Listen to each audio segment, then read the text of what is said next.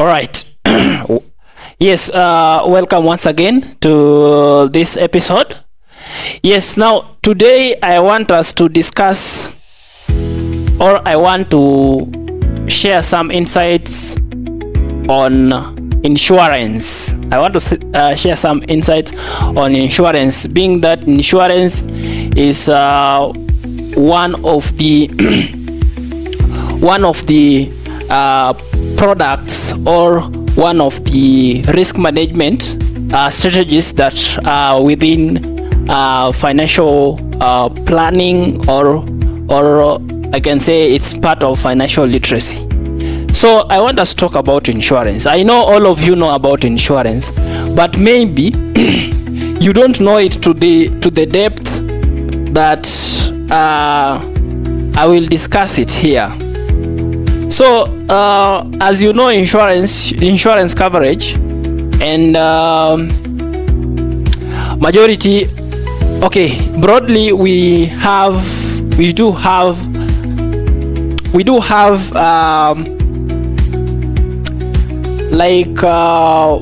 can I say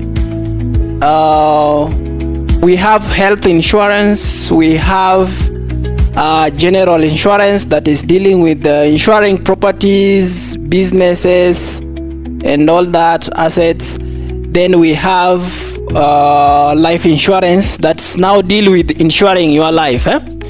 Yes, under life insurance we usually have whole life. We call it life. For life we call it assurance. So we usually have whole life and endowment. But for today, in respect of time, I won't be able to cover all the bits of insurance, but I just want to cover I want to cover a subset of insurance, and I believe that you, at the end of this session, you shall have gained greatly. So insurance is a good thing, okay, and yet there are also people who are still saying that insurance is not a good thing, like the insurers are thieves and all that. Yeah, so insurance is a good thing, but when you hear someone saying that insurance is not a good thing, maybe whereby you are insured and the risk which was assured occurs, and you find yourself, maybe when you file a claim, then the claim was not honored or claim was rejected, then it means that there is something wrong somewhere. So in most cases you usually find that it is maybe the person who sold you the insurance, or the person who, or the agent that sold you insurance, never told you of some of the principles or some of the policies governing the policy that you have. So maybe you find that when the risk occurred, insured occurred, and you go for a claim or you file a claim, then it's not honored, being that you didn't know that whatever all the risk that has occurred is not the risk which was it's not the risk which was covered.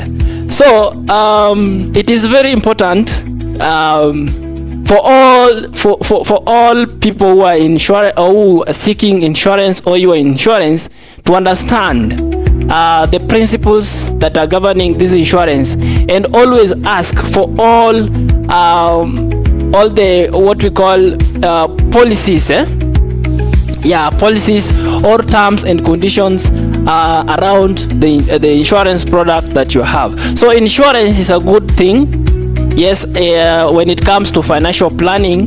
One, due to its ecosystem, or how its work, its metric, or its principle, how it works. Because you see, for insurance majorly do two things. It pool risk of multiple people, and also pool resources from multiple people.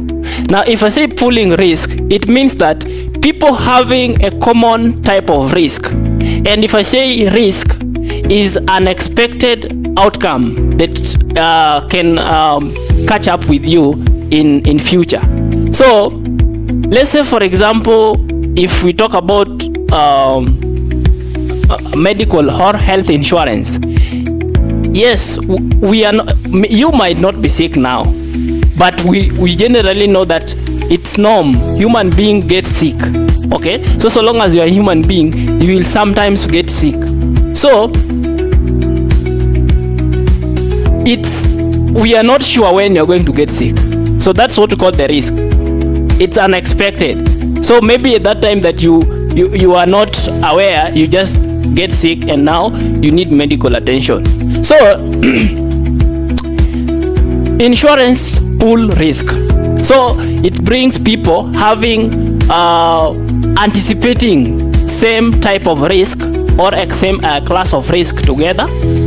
Then these people also pool resources. So let's say, for example, there is what we call medical insurance or health insurance. I'm very sure most of us have had this. Now, people were anticipating that it's normal of human being to get sick. So you come together as a potential insured. Then you have an arrangement with what? With insurer or insuring company. So by doing that, when you come together, it's very hard. It's very hard to find that all of you will be sick at the same time, because when you be sick at the same time, then the insurance will lose its taste, or it will not work, because the funds available will not be able to compensate or restore all the insured. So it's an interesting idea. You pool risk, you come together, you pool risk, the risk of being sick. Then it at all costs you will find that not everyone in that insurance cover will face the risk, the same risk at the same time. So people will be facing it at different times, but at different time. Yes. Then you also pool resources, like you pay premiums. When you pay premiums, maybe you pay premium for the whole year, and during the year, there is only a few people who suffered from the health risk that was insured.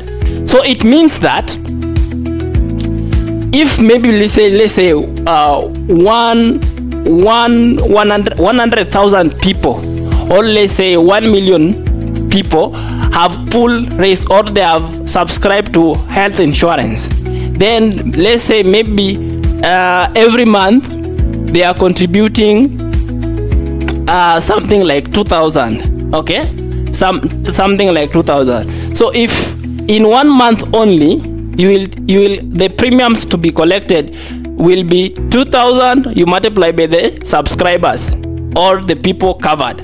So in the event of a few people who are covered get sick, then they will be compensated according to some assured. So also there's something that majority don't usually. That's why some of them say that insurance companies or insurers are thieves. No, they're not thieves. It's only that maybe you didn't understand the principles or the terms and conditions of insurance. Maybe somebody, the sum assured, okay, the sum assured is, let's say, 1 million.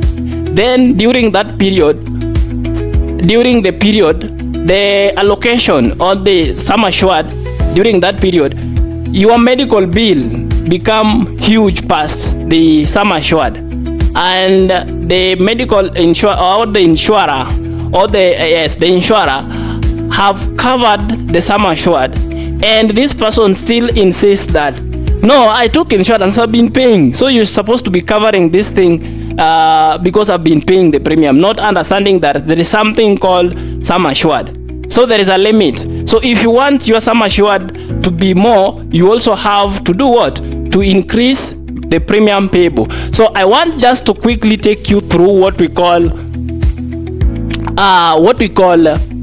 the principles governing insurance, so that when you will be taking insurance, or when you are insurance, you should always be careful with this principle, because failure to understand this principle is when you will start saying that no, insurance companies are thieves and all that. Yet insurance companies are not thieves. It's only maybe you lack information in certain area, or maybe somebody who brought you into that insurance product or cover did not explain something to you, being that these people also, they need business. Sometimes some of them are unethical, so looking at the perspective of closing you and getting the commission and all that, or the reward, and not telling you everything, because maybe that part that he or she should tell you will make him or her lose the closure of that business. So I just want to take you through some of the principles. Now, one of the principles of insurance is called oberima fidei, or the principle of utmost good faith. So principle of utmost good faith usually require both parties involved in insurance to disclose all the material information regarding the insurance. So that's where the point I told you about terms and conditions on the side of the insurer. The insurer should ensure that terms and conditions are well communicated to a potential insured, potential client, so that when they get in knowing all the material information relating to the insurance. And the same applies to the potential client, or the potential insured, such that, let's say for example, this person is having chronic illness. You are having chronic illness, and you've been asked to when the underwriting process is being done, they ask you to disclose, do you have, when you fill in that form, then there is a point, you know very well that when you are already having some health risk, the underwriting or the premium payable by you will be higher, so you omit that, you understand. Then later on, when the risk occurred, the insurer now realize, when now they are doing what we call the claim analysis, so that claim can be approved. Then they realize that you did not disclose that you are having chronic illness, and yet this is something that you've been having. So in that case, maybe at that point the insurer might not be compensate you, because you disobeyed, or you disobeyed the principle of oberima fidei, or the principle of utmost good faith, that require you to disclose all the material information relating to the risk that you are insuring. And also on the side of the insurer, they're supposed to disclose all material information relating to the coverage. So it's very important. So that is one principle. Then the second principle is called the principle of insurable interest, and this says that the insured must have a financial or legal interest in the subject matter of the insurance policy. So this means that when the insured suffer a financial loss, this means that the insured would suffer financial loss if the insured event occurs. So what this principle mean that, you see, whatever you are insuring, this principle of we call it the principle of insurable interest. It's in a layman language. What this means that whatever you are taking insurance on, or whatever you are covering, you should have a direct connection to that risk, such that when it occurs, then it must cause you a financial loss. So that's what we call, you have an insurable interest in that property or in whatever thing you are insuring. Okay, so let's say for example, if you have a medical medical insurance cover, then already you have what we call you have insurable interest, because when you get sick you will suffer financial loss, being that you will be incurring some medical expenses. Then another one is called principle of indemnity. So principle of indemnity is, the word indemnify means to restore, restore you to your previous condition before the risk occurred. Okay, so this principle is trying to ensure that at all costs insurance should not benefit you, but insurance should just take you back to the position you were before before the risk you suffered occurred. So when you violate this, let's say for example you take a risk, then there is some information you did not disclose, such that you ensure that when this risk occurred, then maybe you do what? You gain something. At that point, when you violate this principle, at that case also you will understand, you will realize that you will not be compensated. Okay, so if maybe I can give you an example of principle of indemnity. So let's say for example, let me use an example in general insurance, whereby you are insuring a property, and maybe you insure a vehicle worth 3 million, and some assured in that vehicle is maybe 2 million. Then when that risk occurred and the vehicle is maybe involved in accident, and it's the ruin to a tune of 0. Okay, the principle, I mean the insurance company would only compensate the sum assured. Okay, so same also governs, whereby maybe the value of the property assured, the property insured is 3 million, and you disclose that the value of the property is, let's say, 2.5 million.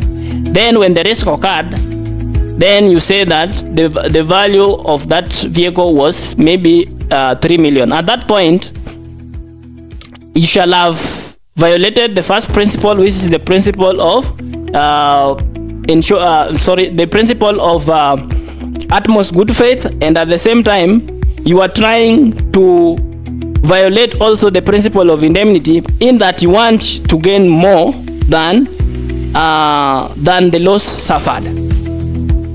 Yes, another principle is called principle of subrogation, and in this principle it said very well that after the insurer compensates the insured for a loss, the insurer assumes the legal right to pursue third party responsible for the loss. So this prevents the insured from recovering the same loss from both insurance company and the responsible third party. Okay, so the principle of subrogation is also supporting the principle of indemnity.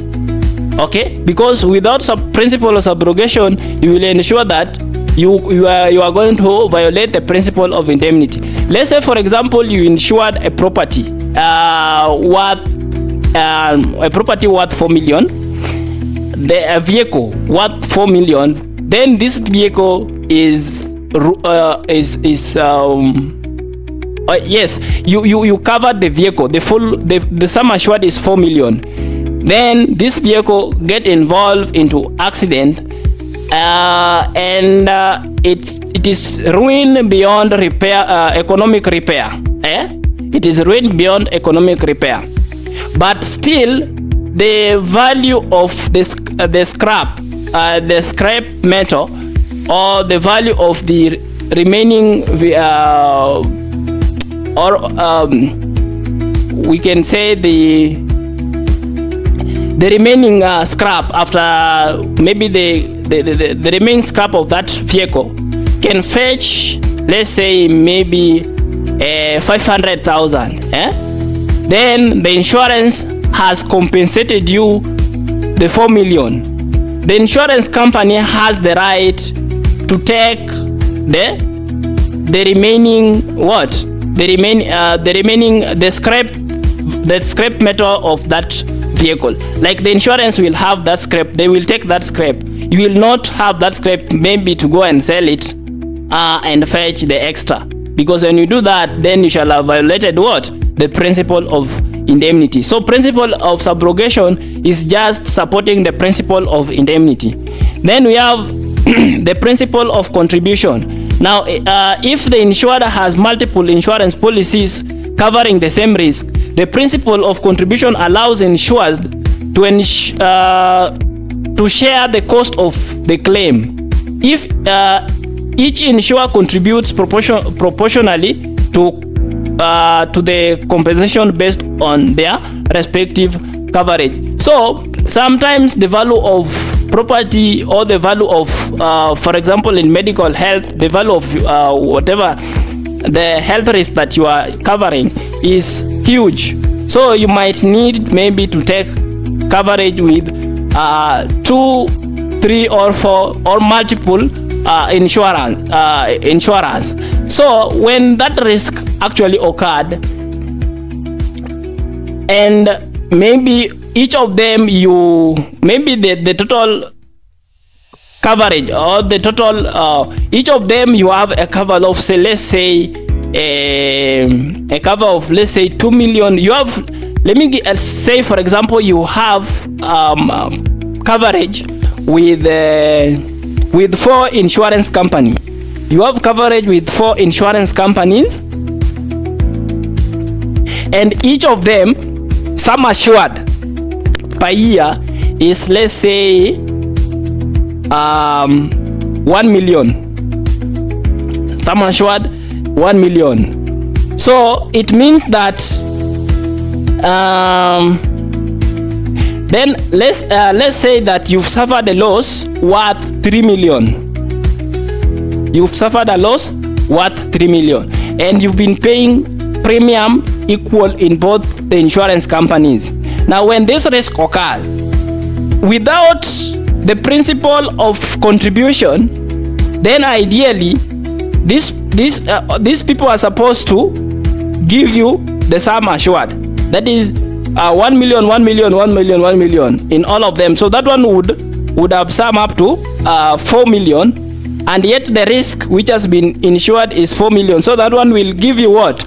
That one will give you a profit. So that's what this principle is also trying to eliminate, to ensure that you are just going to be indemnified. So it's also supporting the principle of indemnity. Okay, so what will happen? How will, now, being that there is a principle of contribution, so how will the insurance go about this? So once you file a claim and the field officers have come to survey the claim and it's honored, so this is what they will do using the principle of contribution. The insurance now, they will talk on themselves that they have a risk of 3,000 to cover, so they will share this one among themselves, okay, in a proportion, okay. So they will calculate this to ensure that the sum that you will receive will be what? Will be 3 million. So how do you arrive to that? It's simple. What you'll just do, if you've been contributing what? If you've been contributing same premium to all of the 4 companies, what you will just do is just divide the 3,000. You will just have to divide the 3 million. You will have to divide the 3 million with the 4 companies, and to know each of them will contribute. So each of them will contribute 750,000 towards coverage of that risk. So this is how these principles work. So you must ensure that you understand what you are doing before you start, you get yourself on the wrong side and start saying that maybe you are not served well or you are dissatisfied with insurance. Insurance is very good. Then another one is called principle of proximate cause. Principle of proximate cause. This one usually, this is where majority do say that the insurance are thieves, and yet they don't understand this. Yes. So this principle says that for a claim to be valid, the loss must be for claim to be valid, the loss must be caused by insured risk. So the principle of proximate cause helps in determining the direct cause of the loss, ensuring that only claims covered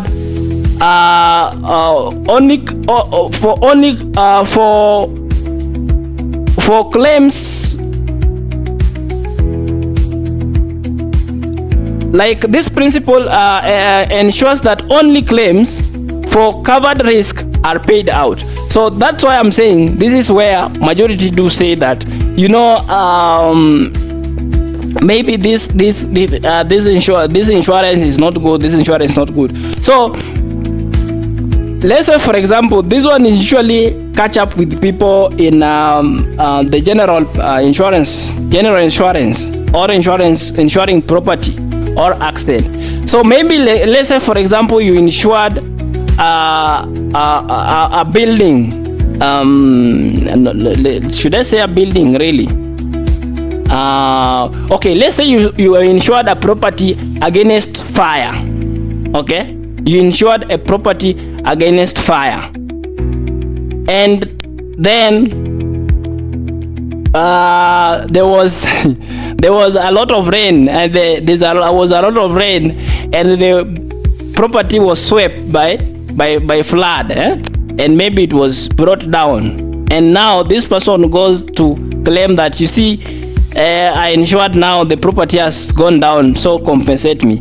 Now the principle of proximate cause will block you because the house was not insured. Whatever caused the loss was not the actual thing which was in the insurance policy. Okay, so you insured against fire risk, and what has caused the risk is flood or water. So in that case, you will not be compensated, and someone who is not informed will start saying insurance companies are thieves. So that's well said. Now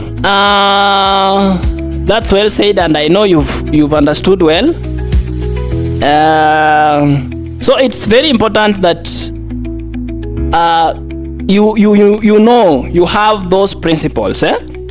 Have those principles at your fingertips to ensure that when you take an insurance, always, if you don't understand something, ask the person guiding you, the insurance agent, to tell you all the material information about that coverage and all the information that you need to have. Yes. What are the importance of insurance? I've said that one is that it pull resources, two, it pull risk. Okay, then another importance of insurance is that it gives you access to quality healthcare. Okay, it gives you access to quality healthcare. Now I want to say this. Please, Medical bill is one of the costly types of utility bills. So approaching pocket or using your pocket to to maybe cover medical expenses can really bring you to zero or negative. That means that even going for debt and also asking for public assistance or asking for people to contribute for you so that you can get treated. So it's good to have insurance. And for now I say that I'm talking about health insurance. It's very prudent. It is prudent of you to have insurance, medical insurance, as part of your financial planning. Then insurance also offer what you call financial protection. Just as I've explained, I've said that when you have insurance, you'll find that you usually pay premiums which maybe are pocket friendly. Then when the risk insured occurs, maybe when you get sick, then let's say for maybe sum assured per month, per year is 1 million or 2 million. So you find that, assume that maybe let's say maybe you've been the premiums that you've been paying is maybe 2,000 or 1,500, okay, and the sum assured is 1 million per year. So assume that you are not in the medical, you are not having medical insurance, and maybe you've been having some savings and all that, you've been just doing some savings and all that, and not, let me tell you something. Assume that maybe you are employed, you are salary based, and maybe you are earning, let's say 40 to 100,000, and maybe you've been sacrificing maybe 20,000 or maybe 10,000, not 20,000 is more, maybe 10,000 per month saving somewhere, and you are not having insurance cover. So when you have medical, when the risk occurred, for example, when the risk occurred, and maybe the bill which is required is maybe 1 million, and maybe you have 1 million, yes. You have 1 million saved in your account, and maybe this 1 million you've saved for the past 10 years, or even for the past 10 years or even 15 years, and all this because health comes first. You take all this money, you put in what? In that cover. You see, you put that, the whole money that you've saved, the whole 15 years, you put into that one-time medical expense, and it's gone like that. So that's where we say that insurance come in handy in terms of financial protection. You understand?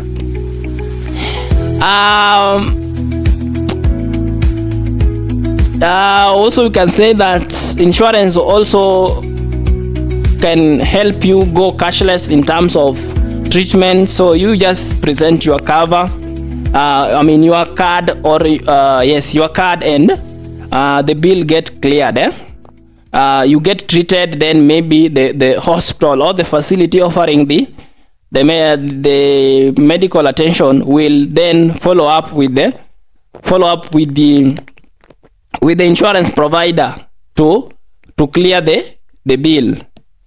Then also another importance of insurance is that it can help you cover critical illness. Some medical insurance plans offer coverage for critical illness like cancer, heart disease, and kidney. So this illness can require long-term treatment and significant financial outlay. You understand? You've heard of these cases of this chronic illness. They take long time and they are recurrent. They are recurrent. They go, they come back. They go, they can't come, and they go with huge sums of money. So when you have insurance coverage, at least it can help you. Okay, it can help you to at least don't feel much financial burden. Yes, then insurance, if you have insurance, for example in the Kenyan jurisdiction, there is a tax benefit where if you have insurance, you have what we call insurance tax relief of 15% of what? Of premium paid per month. What else?